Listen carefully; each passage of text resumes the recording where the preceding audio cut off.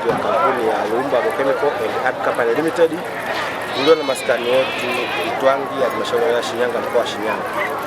Tunajihusisha na usambazaji wa pembejeo za kilimo na mifugo. Kazi yetu tunafanya vizuri. Changamoto zilizopo ni changamoto hasa kwenye upande wa madawa ya mifugo. Baadhi ya madawa ya mifugo imekuwa ni changamoto kuyapata. Kwa hiyo unakuta dawa umeibuka ugonjwa fulani, kwa sababu magonjwa haya mengi ya mifugo ni ya season. Kwa hiyo unakuta season hii labda ni ya magonjwa kama kwa ng'ombe, labda kama FMD, ile kuoza vidonda vya kwato na midomo kwa ng'ombe na mbuzi. Unakuta upatikanaji wa ile dawa sahihi au kwa wakati, ama kuna dawa zingine zinakuwa bei ya juu sana. Kwa mfano kuna magonjwa ambayo kama dawa ile inayotumika upama, unakuta chupa ndogo sisi 50 inaenda kwa 30. Kumwambia mfugaji kwamba dawa hii inauzwa 30, anaona bora huyo mbuzi au ng'ombe akamuuze tu kuliko kutumia gharama ya 30 kununua dawa, na hapo bado gharama ya mtaalamu. Kwa hiyo gharama za baadhi ya dawa na dawa zingine kutopatikana kwa wakati imekuwa changamoto. Lakini tuna changamoto nyingine, kutokuwa na majibu sahihi ya kinachomsumbua mfugaji au shamba la mfugaji au ugonjwa unaomsumbua mfugo husika. VIC ama sehemu ya ambapo wanafanya vipimo vya magonjwa ya mifugo kwa hapa tuna Meatu, lakini tuna Mwanza ambapo ni mbali sana kutoka hapa Shinyanga tulipo.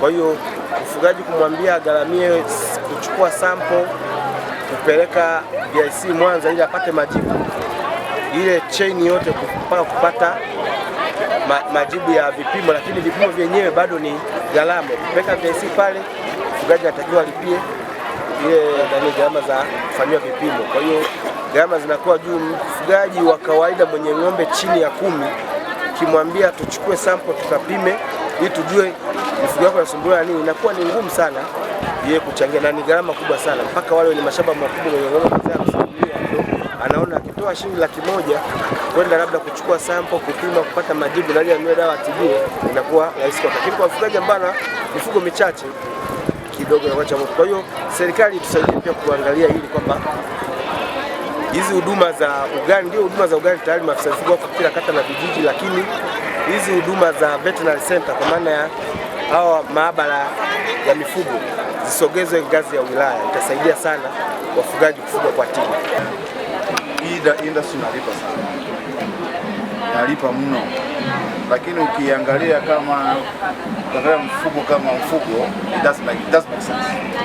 Hapo sasa ni vijana, yaani ufugaji umekuwa watu na staff baada ya kuchukua nguvu, lakini sasa hivi sisi vijana tunatamani tuingie huko hii sector. Mwakani tutaleta balozi za Warabuni, tumesema pale wale wanahitaji nyama volumes and volumes, na I am sure na kiongozi wetu, mwalimu wetu huyu, mlezi wetu, tutafanya programs nyingi sana, exposure tours tutafanya, hata ndani ya nchi tutafanya.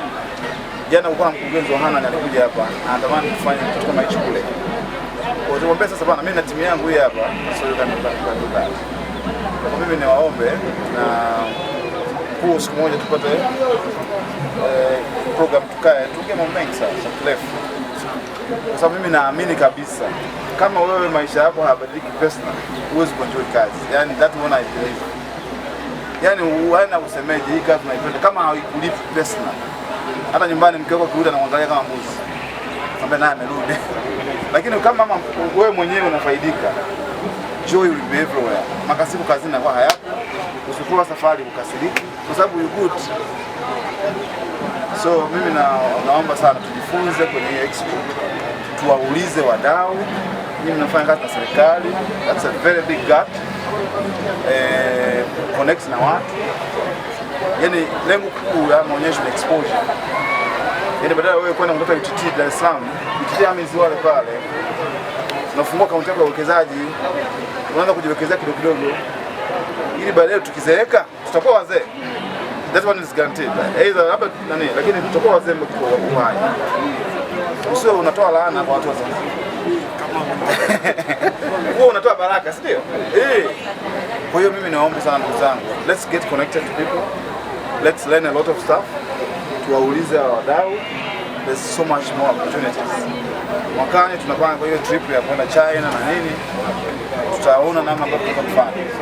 Na mwakani kweli nawategemea sana. Na mimi every opportunity ambayo nitaipata nitaanzia hapa. Yaani itakuwa ndo, yaani pilot project zote zitakuwa tunaanzia kweli. Yaani kama tuna kitu, kuna breeds, kuna nini, na mwezi ujao tunaingiza ng'ombe kutoka Namibia hapa.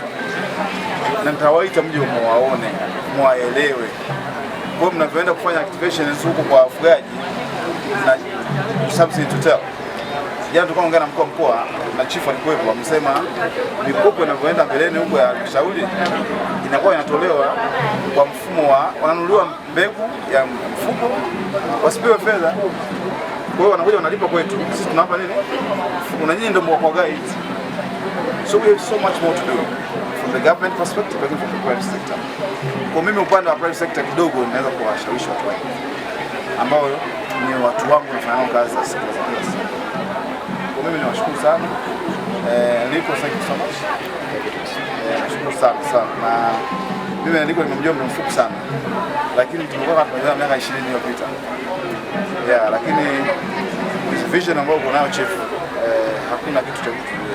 Vile nishukuru kampuni ya Farmflex Group inayoongozwa na kijana wa Tanzania kutoka katika mkoa wa Shinyanga kwa kuandaa maonyesho haya muhimu sambamba na kunialika kuwa mwenyeji rasmi wa maonyesho haya. Kijana wetu wa Shinyanga ambaye ametuheshimisha sisi wote wa Shinyanga kuandaa maonyesho haya katika Ziwa Lake Zone Expo 2026. Nina imani vijana wengi wakituona watatamani kufanya vitu kama hivi, na nina amani hata kwenye kanda nyingine nao watakwenda kuiga na kuwa na maonyesho yanayofanana au zaidi ya haya. Wadhamini wote mliodhamini maonyesho haya, serikali inatambua na inathamini mchango wenu na tunawashukuru sana. Maonyesho ya mwaka kesho kwa maana ya Lake Zone Livestock Expo 2027, inshallah tutakaokuwepo kwa kudra za Mwenyezi Mungu, tutakuwa na mashindano ya mabenki kuangalia idadi ya mikopo kwa wafugaji, na benki itakayoshinda kwa kuzingatia vigezo tutakavyoviweka itapata zawadi ya heshima kutoka kwa wafugaji na serikali. Kwa hiyo mwaka kesho mabenki kuanzia sasa tuongeze spidi ya kuwakopesha wafugaji ili tutakapokuja hapa mwaka kesho tuwe na takwimu kama zile ambazo anajielezea TADB, anamwambia tumetoa mikopo kiasi fulani, Tunatamani mwaka kesho tutaangalia benki zote ambazo zinatoa mikopo kuanzia sasa mpaka mwaka kesho, zile ambazo zitakuwa zimefanya vizuri zitapata zawadi. Ni gold na mifugo ni utajiri. Lengo ni kuhakikisha sekta ya mifugo inaongeza ajira, inaongeza kipato cha wafugaji na mchango wake katika uchumi wa nchi. Sekta ya mifugo hii inajidhihirisha katika Dira ya Taifa ya Maendeleo 2050 ambayo inatambua ushiriki kati ya serikali na sekta binafsi kama msingi muhimu wa kujenga uchumi shindani na jumuishi.